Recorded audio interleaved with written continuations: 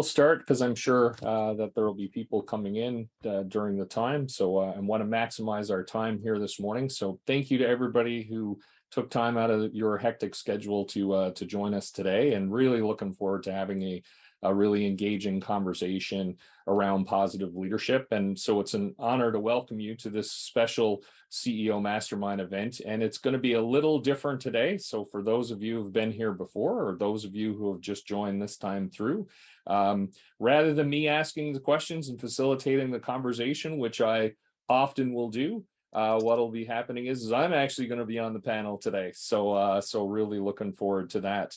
And we'll be discussing my latest book, A Time to Lead, Mastering Yourself So You Can Master Your World. So before we get into the conversation and I introduce our special guest, just a couple of housekeeping items. Number one, as mentioned in the email, we will be recording the session for your fellow CEOs who are unable to join us this morning. So this event has had a lot of interest, and we really want to be able to provide it to a broader audience.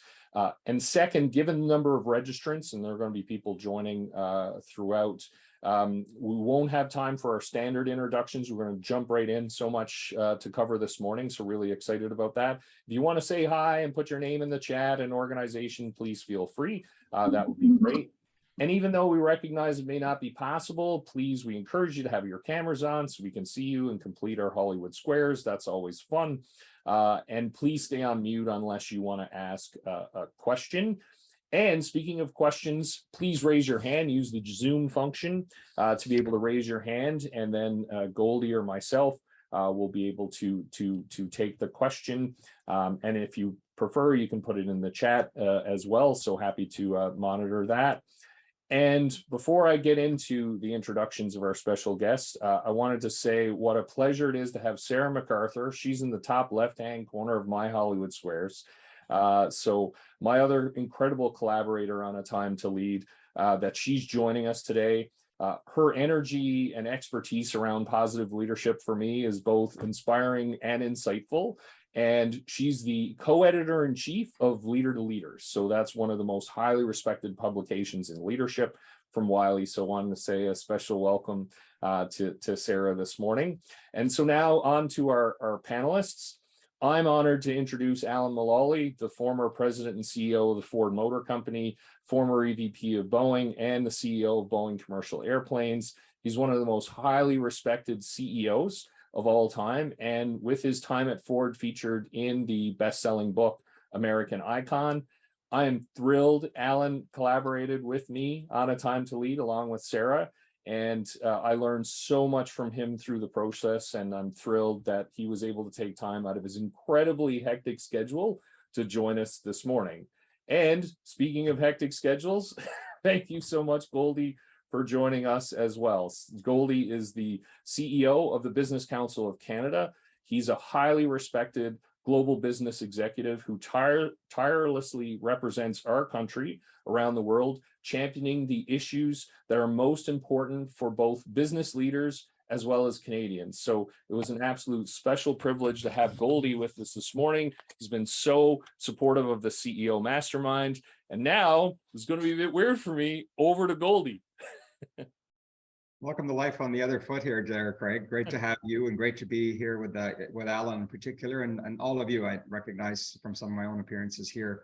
I hope you're all I hope that you're all doing well. Look, let's just jump right into it, because this is a real treat for me and for hopefully you to be able to have a chance to hear from both Craig and Alan. So thank you both for agreeing to do this together. I guess timing is everything in life in many ways, and we find ourselves in that time where it is that old adage of may you live in interesting times. And I think people forget that it was intended to be a curse, not something you aspire to. You actually want to live in godforsaken boring times if you can find it. But unfortunately, the geopolitical environment in which we find ourselves right now is extremely complex. I mean, we all like to say it's never been like that before. The truth is it's probably been, it feels like it's never been. We find ourselves with a lot of uncertainty. And as I look around the world, and I look particularly at the 175 or CEOs that I represent here at the Business Council, there is a pause almost underway to try and make sense of just what is going on out there. And how is it can businesses respond? And in particular, how do leaders respond to make sure that they are fulfilling their, not just their fiduciary duty to their company, but I think more importantly, how do they take care of their people through what is a very complicated situation globally? And so it's not surprising that, a lot of capital is finding itself frozen on the sidelines, somewhat of a chill in terms of investments. We're seeing, certainly increased share buybacks and dividends and so forth. So that's not really why CEOs want to run the company. I think they want to do more than that. They want to invest and they want to find a way to grow the company and expand their reach and build hopefully a global champion of some kind. And so how do you build confidence at a time like that? How is it that leaders can find their way through and have the courage to be able to make choices and to make the right decisions so that they're not beholden to the environment in which they're operating, but they're trying to control their own destiny? And I think that's the backdrop in which we're going to have this conversation. And some of the things that the book talks about, I hope we get a chance to get into, and your own questions will take us there. I find it extremely important that you can take academic theories and make them practical.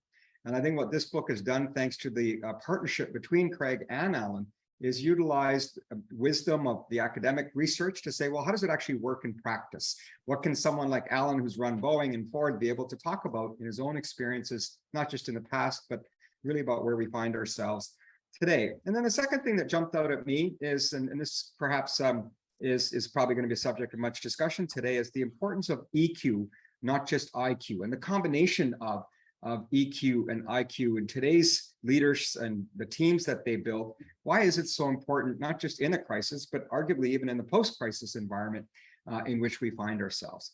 And then finally, and this is a full disclosure or bias of a person who's been prior to this in a 17-year career in public relations, but it's the importance of communications. Too often we put all the emphasis on sort of the business of the business, but you got to bring people with you. And that means building relationships. That means being able to communicate in a way in which they have your respect, but also your empathy as you look forward to helping them figure out, in a COVID world, in a post-COVID world, in a world with conflict, how is it that you're going to be able to communicate? And I know these are the issues that my members, many of whom you would know well, are grappling with and they're seized with, because COVID snuck up on us in many ways. But what's not sneaking up on us now is likely the economic slowdown that lies ahead. And so CEOs are trying to find the balance between still coming out of post-COVID and then moving into this new world in which we find ourselves. So a lot to talk about. I was asked to give just an overview of the backdrop. So that's a very quick snapshot, I think, of where we find ourselves. But let me just begin, if I can, Craig and Alan, by asking both of you, starting at the beginning, seems like a good place to start. But how did this collaboration come about? Because it is a little unique to see the practical and the theoretical come together as well as it's done in this book.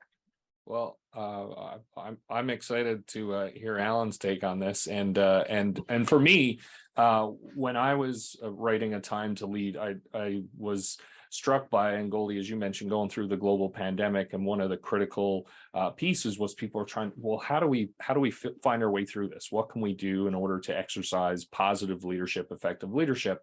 And as I was writing the different components of the book, one of the things that I was really passionate about is saying, okay, so how does this apply in practice as an example? And you talked about it. And in conversations that I've had with different clients sometimes, and when you talk about leadership books and other things, they'll say, okay, yeah, this is fine. How does it apply in larger organizations? Like, it won't apply here. And so one of my goals was to have masterclasses, CEO masterclasses, where I would take case examples of different organizations and provide how the leadership quality, that was the focus of the chapter, applied in a particular organizational setting. And then I had the absolute pleasure of connecting with Alan, who reached out, and then we started a conversation along with Sarah around leadership and the being and doing of leadership. And I asked him around, well, would you be interested and would you be open to collaborating on this book? Because you're the master class teacher in terms of leading both Boeing and Ford. So just being able to weave those insights into the working together management system principles and practices was absolutely awesome for me. So. Well, Goldy, to give you my perspective, I've been a fan of Craig's for quite a while, and I remember the first time that I read Do Good to Lead Well. And what I really thought was neat about that, I didn't know Craig at the time, was that he was really focusing on key qualities of leaders, especially qualities that matter now more than ever. So in his book, he covers self-awareness and stability and humility, a focus on the positive, also meaningful purpose and empathy. And so he was well on his way to capturing the essence of leadership of the future. And then, so I think I called you, didn't I? I sent you an email just to tell you how neat you were, which kind of blew him away. And then he told me he was working on a time to lead. And Goldy, to your point, there has never been a time to lead more than now.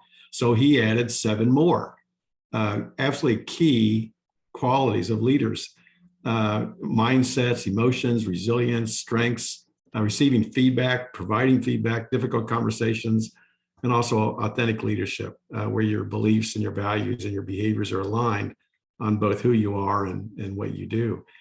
And so he then offered me a job as a co-pilot. So we talked a little bit about who was going to be the pilot and who was going to be the co-pilot. So I was happy to be the co-pilot and follow his leadership being a pilot. So it's nice to support another pilot. And so we started to work together, and it was really neat because Goldy, what he wanted to do was, one, bring all the science of each of those qualities, but then he himself really wanted to know how you implement this. What does it mean to create a leadership and a management system that involves hundreds of thousands of people, that's creating fantastic products and services and value for the greater good? And so we really did have a lot of fun. And I thought the way he led the book of covering all the science and then also doing a masterclass on each one of those qualities was really a wonderful way to communicate. Plus, for everybody that's listening, we also helped him really capture the working together principles and practices. And there's a lot of material out there. But I think that what he has done with a little help from us in A Time to Lead is one of the best descriptions of working together, both the leadership and the management system, including all the operating processes and the expected behaviors of the participants, including all the stakeholders. Well, suffice to say, that's very high praise coming from you, Alan, for the work that you've done. He always says the same thing, Goldy. Whenever I say something to him, he says, "Oh, made my day." I don't blame him. I know exactly how he's feeling. But look, there's a lot of things that both of you have just said. Let's see if we can dive in a little bit on some of the themes. We won't get to them all. But Craig, I want to just share with you that for me, I would say the big aha moment in your book when you wrote, and I want to quote, it says, before we can effectively lead others, we must effectively lead ourselves. Now, I hadn't heard it put that way. It seems rather obvious, but you never really had described it that way.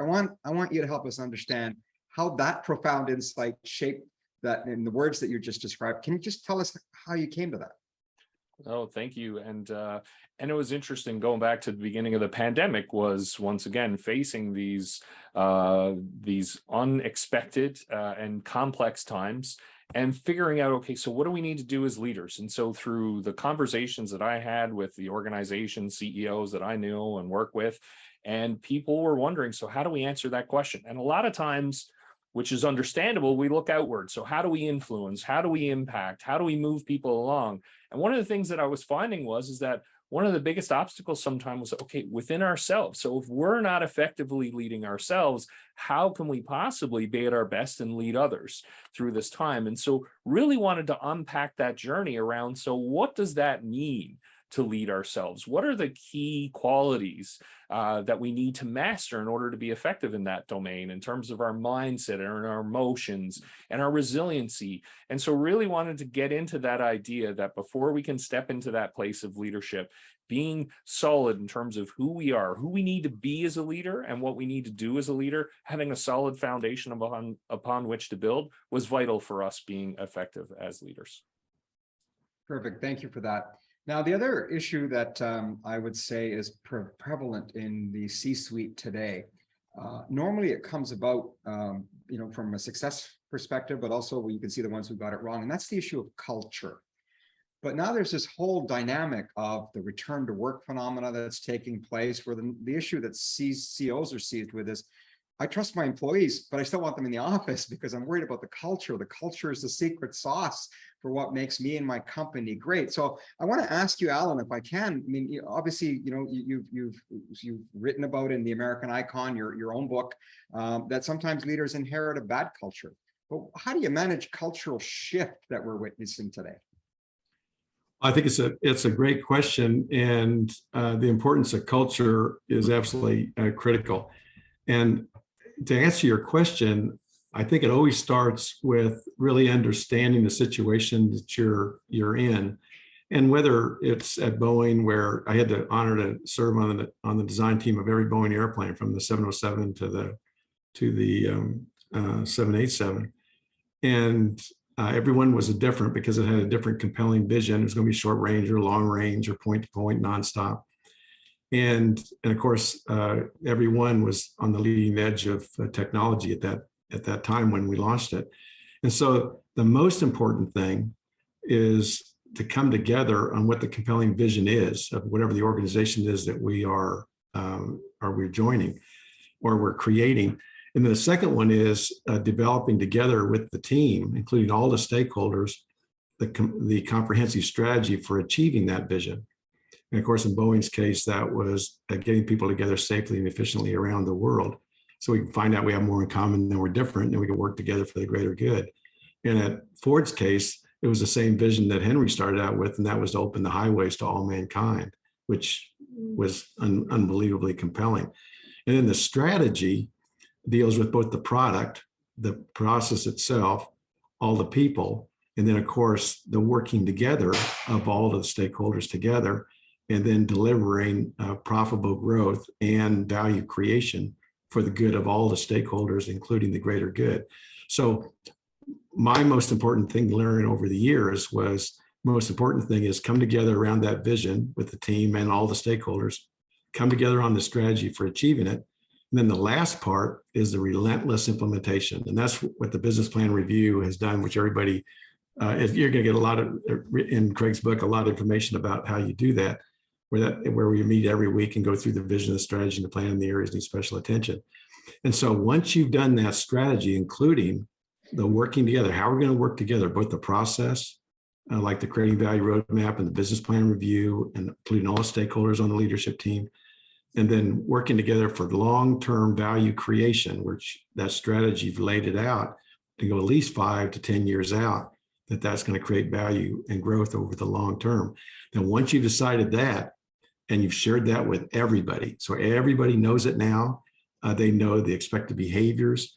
And then the last piece of that is the most important thing that a leader and the leadership team can do, is to hold themselves accountable to honor that culture and honor those operating processes and the expected behaviors, and have zero tolerance for violating. So that's where you can imagine the things that the leadership qualities that Craig is describing, like providing feedback and including everybody, are really important, because we'll stop the meeting if you're jumping on somebody or intimidating somebody. Then we just stop the meeting and hold up our expected behaviors and have a discussion about whether this works for you or not.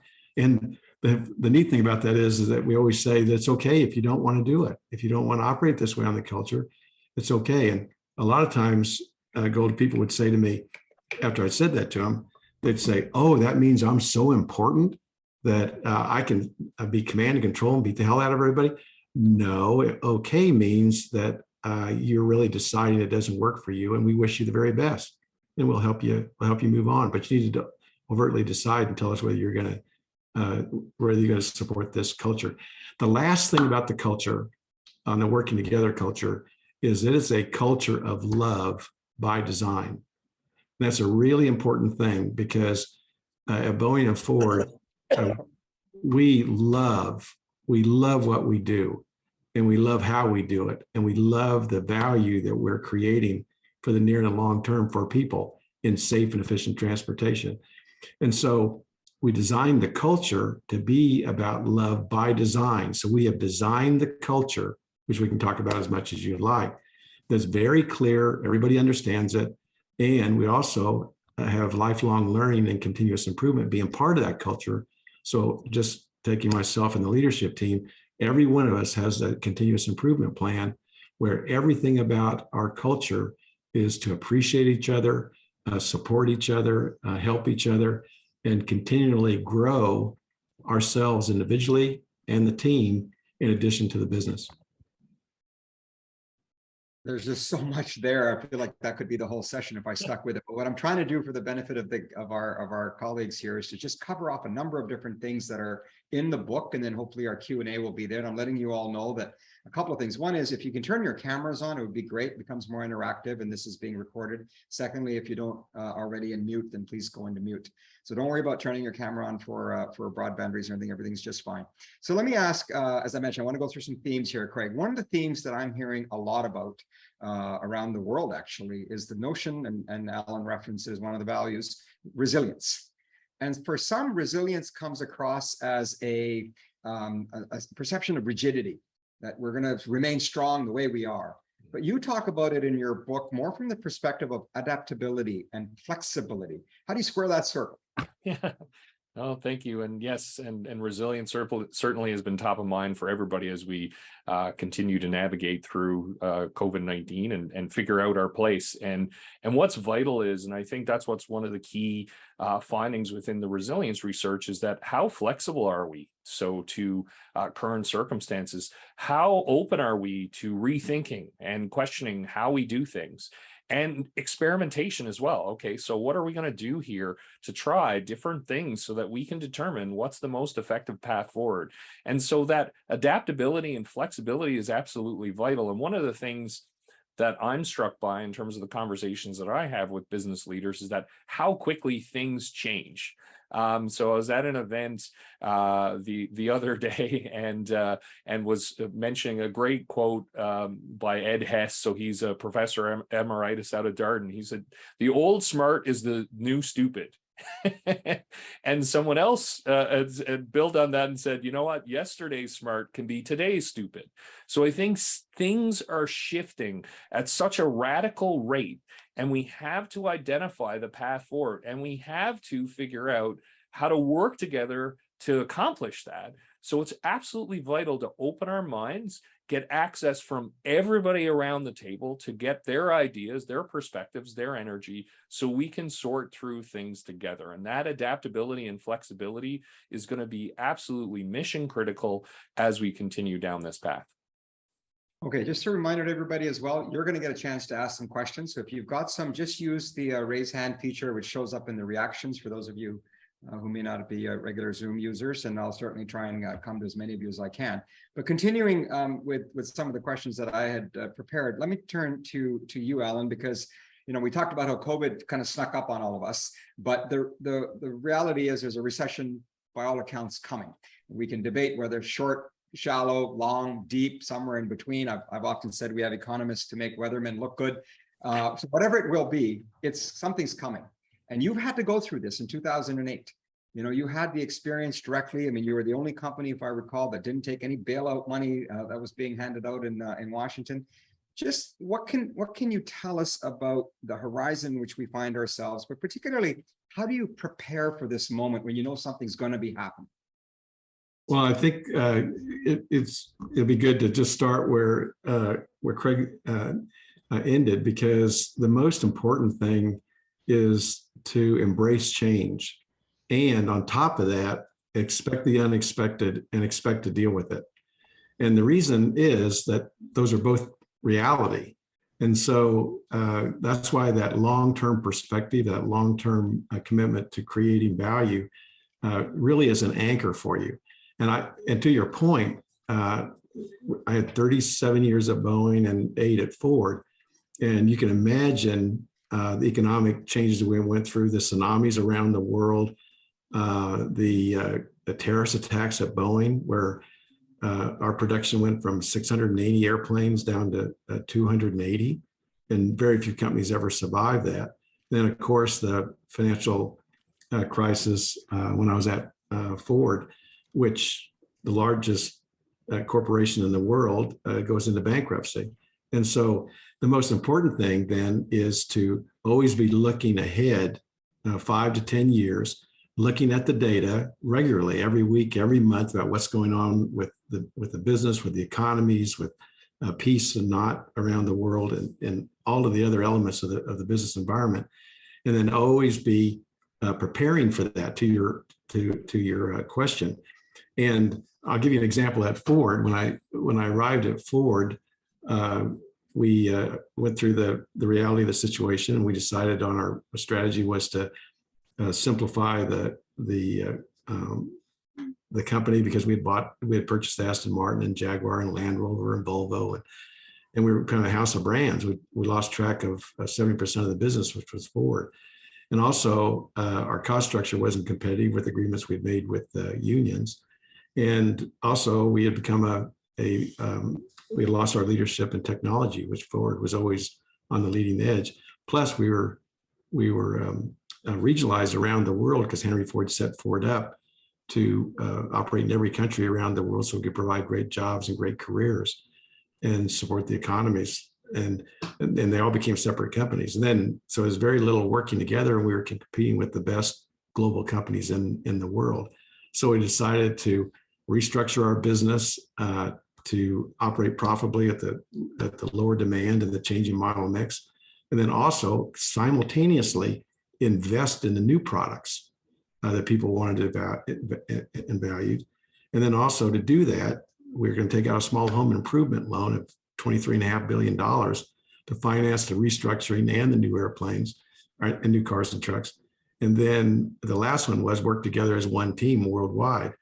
And so every week in a business plan review, we would look at what's happening around the world, and every member of the team would have their view in their area of responsibility about what was going on. So engineering, manufacturing, procurement, communications, legal. And so we were never surprised, to your point, never surprised. And so we were always building in those alternative plans and mitigating the risk, and also capturing the value of the opportunities. So again, this embracing change and expecting the unexpected and expecting to deal with it, and then having a system, just like Craig said, where you are together every week and you are working together to turn your reds to yellows to greens. So one of the most profound moments in my life of sort of career development was when at WPP, they took us to a program where they put us in a room with an orchestra. And we had to, after when it was all done, we got a chance to talk with the conductor, and we're all trying to figure out what's this got to do with leadership. And the message coming out of that was, in order to be an effective leader, you can't lead without listening. Right? And so you talk a lot about that, Craig, in your book, and it just seems so obvious and seems so easy. Why is it so hard? What advice do you have for people who, I'm asking for a friend here, who needs to learn how to listen better? Yeah, that's right. Hi, I'm a first-time caller. Absolutely. Well, and thank you. And I think and these are those pieces again around self-mastery, leading self before leading others. Because one of the things that I find in the coaching work that I do and leadership development work that I do is that people, when we're listening, a lot of times we think we're listening when we're not. So a lot of us equate to listening as, I'm not saying something right now. I'm being silent. Yet whether or not we're truly listening, that's a whole other question. And so am I being curious? Am I leading with curiosity? That's vital. Am I truly being aware of also what's not being said in the conversation? So picking up on body language, tone of voice, right? Those kinds of things are absolutely essential. And another thing that I find as well is a lot of cases, and this is one of the biggest potential and perspective derailers for leaders, is that they have ideas and they have things they want to contribute to the conversation, and they're excited to provide a potential solution. So it comes from a really great place. Yet as soon as I start to think about, what am I going to say to what Goldy just shared? I'm not listening anymore, because I'm absorbed in my own thoughts, my own thinking, what I want to present, and now I've lost connectivity. And then what's really key, and I love that Alan talks about this, and it's such an integral part of the working together management system, it's around creating a psychologically safe space, one in which the people feel that they're a valuable contributor, and those of us around the table want to hear what they have to say. So as soon as I see someone distracted or someone tuning out, now I'm going to go, well, is my contribution really valued? And so in order to ensure that all of our perspectives get on the table, we have to listen. And what I love, so I do an exercise that Marshall Goldsmith made famous around, feed forward, where you go to people and ask them, you walk up to someone and ask them for 2 pieces of advice for something that you wish to change within yourself. One of the components of that exercise is you're not allowed to say anything as they're sharing their suggestions. And time again in the sessions that I run, people say, that's one of the toughest things, to just sit there and be quiet. So my wife always says to me, you may be listening, but you're not hearing. That's what I get caught on. So anyways, enough about my problems. Let me go to Alan here and talk about another thing in the C-suite that's critically important. That's both the notion of team building, but also succession planning. And you've brought in, your successor came in from outside the company. And now we're in a time in which there's a lot of succession that's going to be happening, just demographically speaking. We're seeing it happening here in Canada. Just walk us through how you bring in new talent and set them up for success. Oh, sure. Well, Goldy's talking about Jim Farley, and everybody wanted to know when I decided to go to honor Bill's request and join him at Ford. They all thought that I was going to bring all my friends with me, because I knew all of the suppliers at Boeing and all the stakeholders, and I didn't bring anybody but me. And the reason is I did my homework about the talent at Ford, and they had tremendously talented people. They just needed an update on their vision, their strategy, and their plan, and especially on a reliable system to work together as one company around the world. And so we were going through all of the talent, and one of the areas that we really was going to be really important was as we came back with a new family of airplanes that would be best in class in terms of quality and fuel efficiency and safety and smart design and affordability, that marketing in combination with product development was going to be really, really important. And we had great leaders at Ford in all of the other positions, but we didn't have somebody that had that talent and that experience. And so I searched the world, and I found Jim Farley. And Jim had a relationship with Ford because his grandfather was one of Henry Ford's original teammates, and he was with Toyota, and he was on the leadership team of Lexus, and so I approached him and shared what the vision was, and he got really excited about it and asked him if he'd like to join us, and he decided he did. And he did a great job with the marketing and product development teams. And then we continued to broaden his capabilities and his skills. And then after I left, he was asked by the board to be the CEO. And so again, I think the answer goes to, you want to have a fantastic team. You want the best talented people you can have in every position, and then continue to work with each one of them so that they all are continuously developing. Also, it's interesting too, Goldy, that the people that we put in place when I first got there, it was pretty easy to select them because we look at their performance managements and their employee surveys, and people will tell you exactly, if you ask, what they think about their leaders. And 8 years later, only everyone is still on the team except for 2 that had retired. And over half of them had been offered CEO positions at other companies. So this working together is a very, very powerful, because people are really interested in people that know how to lead by including everybody to deliver these compelling visions.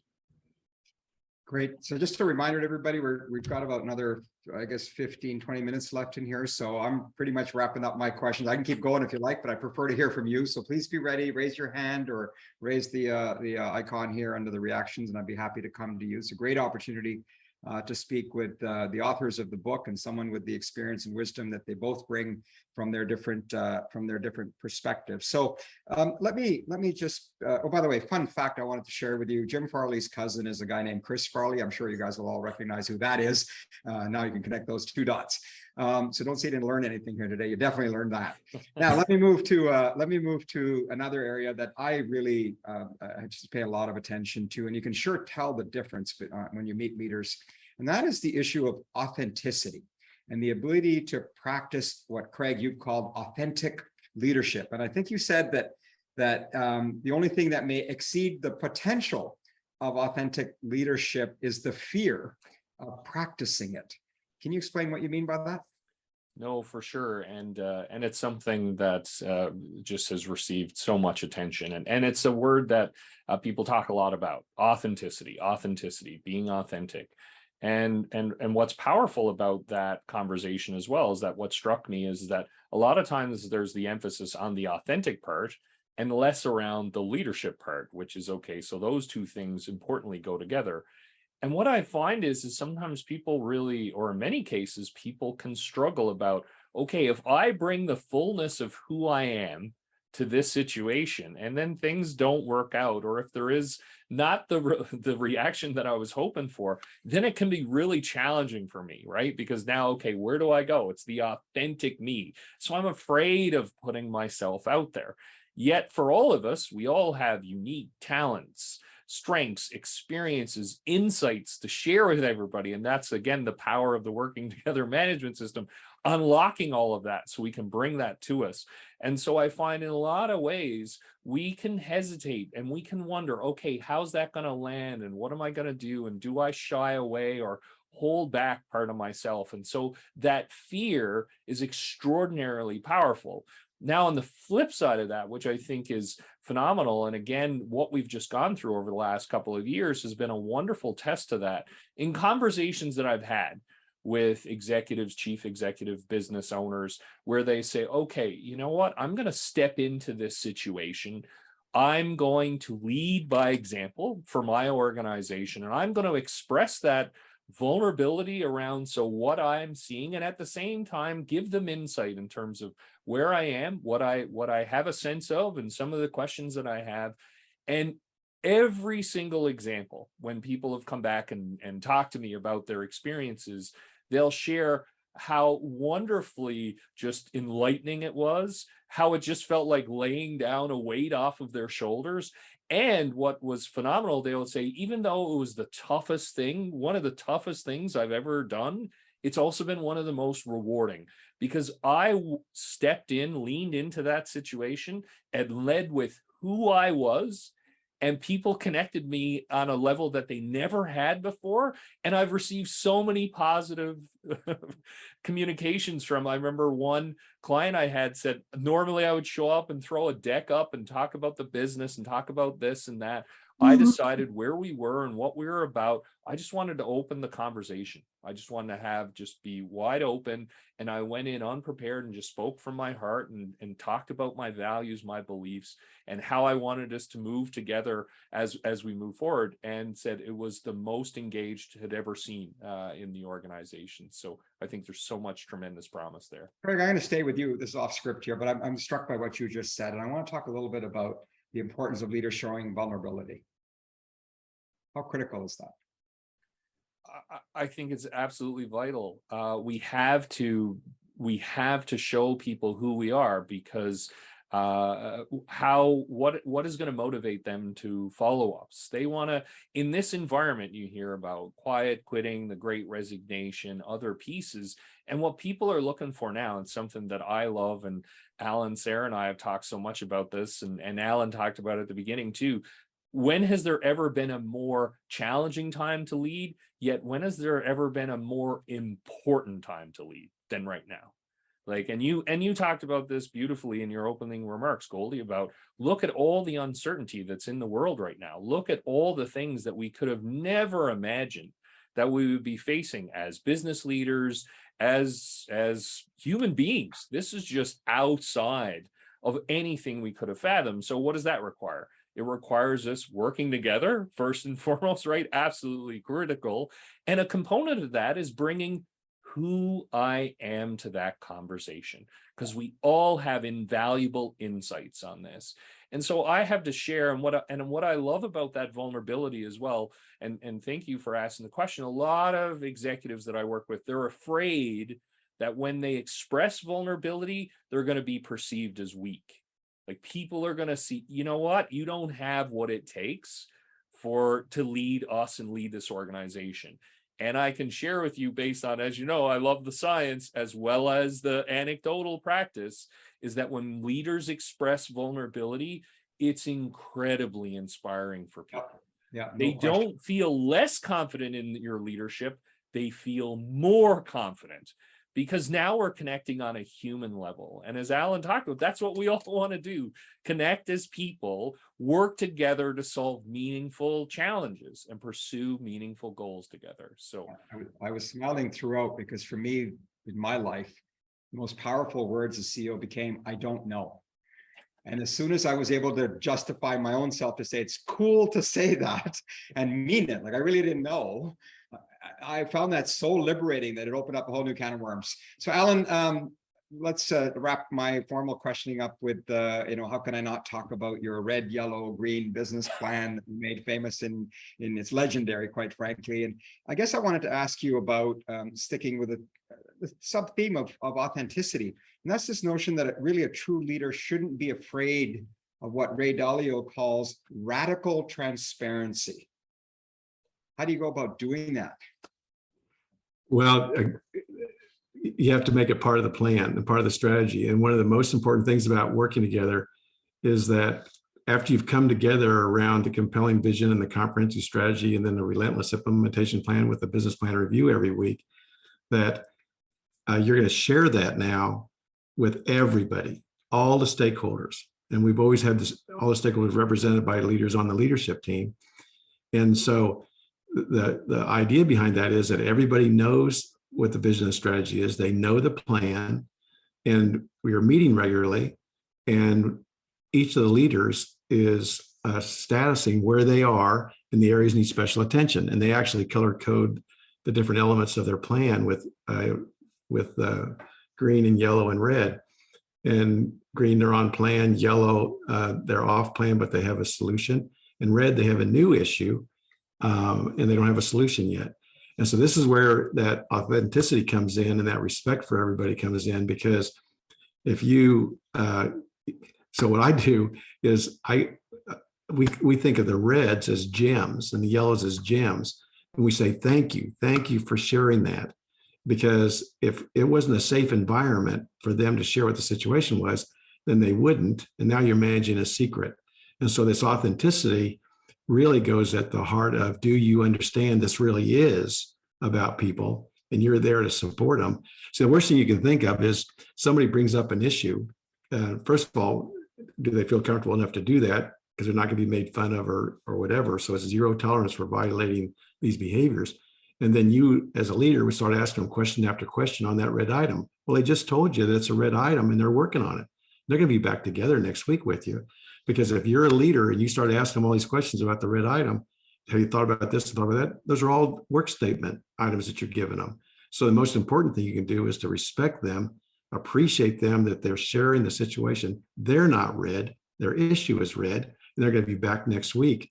And everybody else is working together to help them turn the reds to yellows to green. So it's really, really powerful if you have a psychologically safe working together culture. Well, and if I may build on that, because one of the things that I love about what Alan shared is around, so how it, and it's why I was so excited about the collaboration, like on so many levels, is that what a perfect encapsulation of the quality of our mindset. Just thinking about, right, reds being that they're gems. Like, what an amazing way, because we could look at them as, oh no, like, how are we ever going to get through this? Right. Coming back to the psychological safety, when now we're saying, hey, let's surface this for us to work together to figure out. We need to pay more attention to it.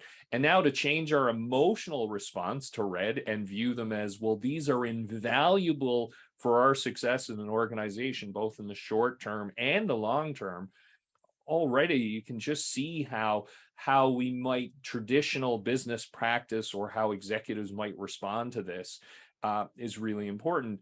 And one other thing I'd like to add too, because Goldy, I love that you talked about the I don't know part and linking it to vulnerability. One of the things that I think is also just a tremendous leadership opportunity, and I've seen this land so effectively with client organizations where I've worked with, where the executive, the chief executive will say, you know what? I don't know the answer to that question. What I do know is we have an extraordinary team here around this table. Yep. And by us working together effectively, we're going to be able to figure this out. No matter what is thrown at us, we can do this. And so we have a profound commitment to each other to find a way together, and it's going to require all of us around the table. So for me, I love the power within I don't know, and then bringing people together to say, how do we figure this out? So I'm just going to bounce around here a bit because there's a couple of comments and questions that I'm reading here. Heather just made the point. She said, I wonder if we do ourselves a disservice by actually calling it a vulnerability, because it's a negative connotation. Why is it not a strength? Why isn't it strength and confidence to be able to say, I don't know, or whatever the case might be? Craig? Yeah, absolutely. I think that, well, labels matter. Yeah. And I think this can really get into in our way in terms of how it's perceived. And Heather's point is fantastic around, well, and that's our immediate reaction. That's how we tend to. So vulnerability, it's going to be around weakness, or humility, again, as weakness. And in fact, it's the exact opposite. And I'm so far in that camp whereby vulnerability, let's even move. This is smart leadership. This is what's required during these challenging times. And this is the ultimate strength, is having the confidence of self to step forward and say, I don't know, because there's a lot of stuff we don't know, and being more comfortable with that is definitely the ultimate expression of strength, having the courage to step forward. And to me, to build on Heather's great insight as well, is that now it also inspires people to follow our lead. If we're leading organizations, we have to demonstrate the behaviors that we're looking for, and because otherwise people won't, they'll look and not feel safe. Alan, I'd love your take on this.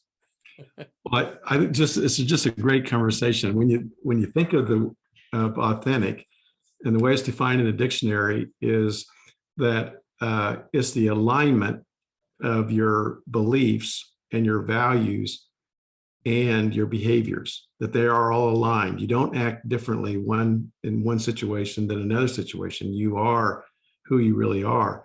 And that alignment is on who you are and also what you do and how you do it.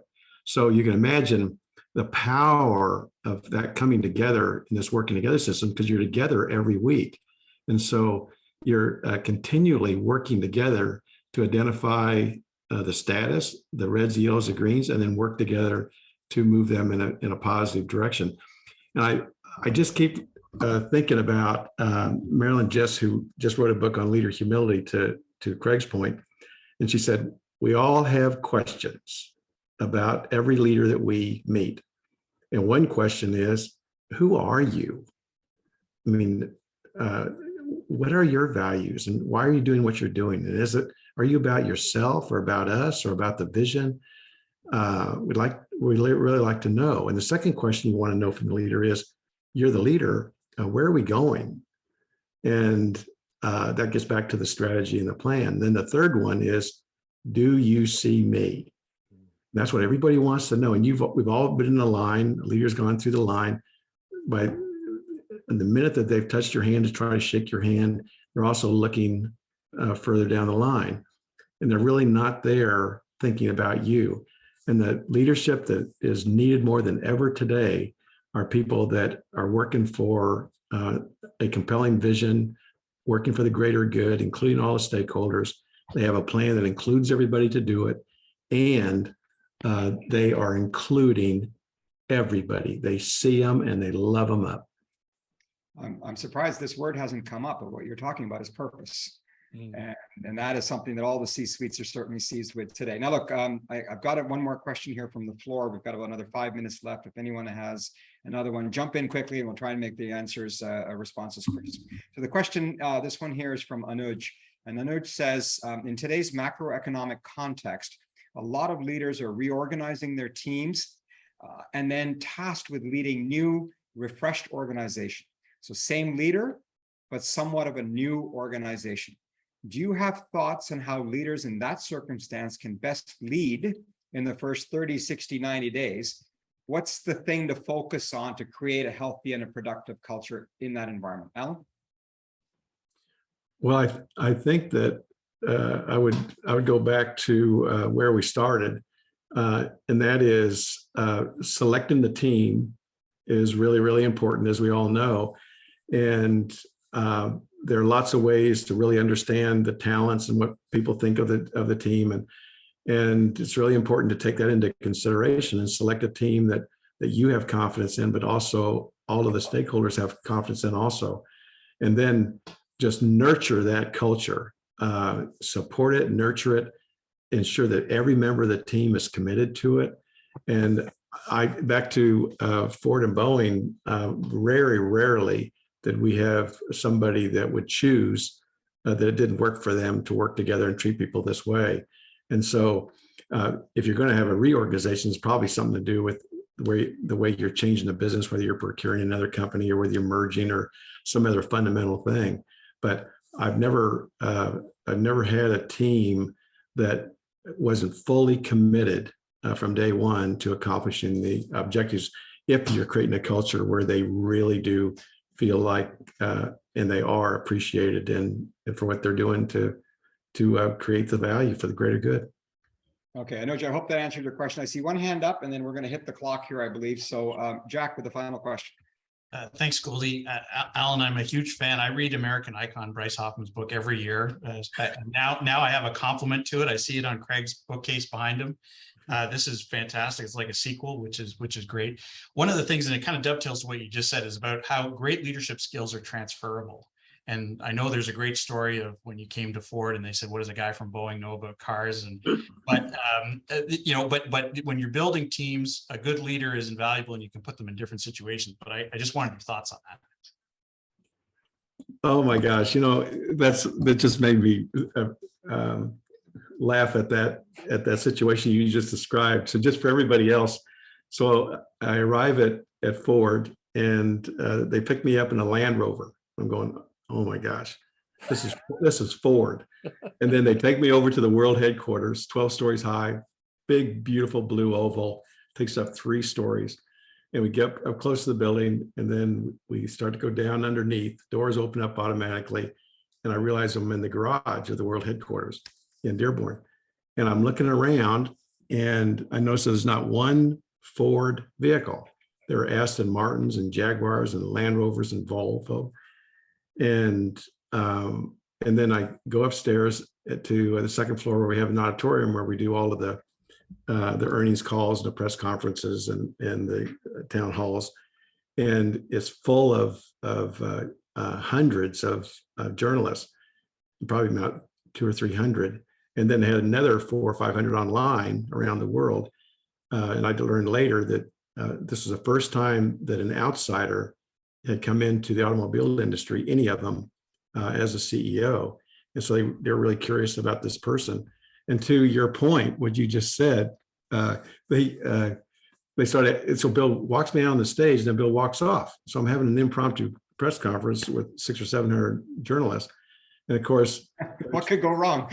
Yeah. So they're explaining to me about how bad things are in the dealers and the economy and blah blah in the product line, and they knew that they were within months of being bankrupt, and so one of them said to me, "So with all due respect, Mr. Mulally, you don't know anything about this business, and the products are very complicated, they're very sophisticated, and we're in trouble. So what does it mean that you're here and you don't know anything about this business? So I rubbed my chin very thoughtfully, and I said, well, I sure agree with you. The automobile business is very sophisticated, starting with the products. Matter of fact, an average car or truck has around 10,000 parts. And you think about the quality and the fuel efficiency and the safety and the systems engineering, very sophisticated products. I might point out that the 777, I was asked to serve as the chief engineer and the program manager for the 777 airplane. I might point out that the 777 has 4 million parts and it stays in the air. And so the next day in the Detroit News, big 3-inch headlines, I think we got the right guy. Now to your question, I think it gets back to the whole wonderful conversation we have. And what's really fantastic about Craig's book is that who you are is going to have a lot to do with your effectiveness. And the more that each of us moves to the place where we are leading with humility and love and service, and we're focused on creating value for all the stakeholders and profitably growing and creating value for the greater good, then the more difference that we're going to make. What a great way to close. I mean, you talk about having the right guy. I think we have the right guys. So please join me in thanking both Craig and Alan for the book, for sharing the insights and the wisdoms, that wisdom that you've done here today. I was asked to just kind of take a few takeaways. I was taking notes throughout it, but a few of them jumped out at me. Somebody mentioned embracing change. I think it was you, Alan. And I just think that this is one of those things that we struggle with particularly millennials. I remember seeing a billboard back in my hometown of Calgary 30 or so odd years ago at a church and said, the only one looking forward to change is a wet baby. And, they all want their phones to change, their apps to change, but don't change my workplace, don't change the way I do things. And so it's a real struggle, but I think the notion of embracing it is really strong. Secondly, in a world of short-termism, the number of times we've referenced long-term thinking, long-term planning, a long-term view, we as leaders can't lose sight of that this is not about the quarter-to-quarter management of our business. It is about the long-term value and growth of our business, and through all kinds of challenges and opportunities that will come.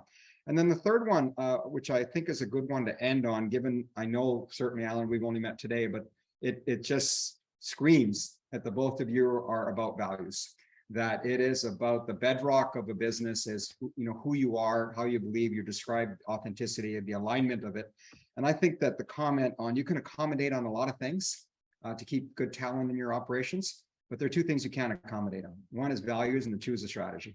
If you're not on board, I think you say, good knowing you, here's what the future looks like. It's just not here for you. So and we still love you. You're a human being. We still love you. We wish you the best. Write your reference. Absolutely. I think that's the right way to do it. What a great note to end on a Friday. Tremendous amount of sharing, a tremendous amount of knowledge and some wisdom. I know I'll be reflecting on it. I hope you'll be reflecting on it. I'm sure if all of you have the book and you're sharing it with others. Craig, congratulations on the success of the book to both you and Alan. Well deserved based on what we've seen, and good afternoon to you all, and have yourselves a great weekend. Thank you. Thank you. Thanks, everybody. Thanks so much. Bye.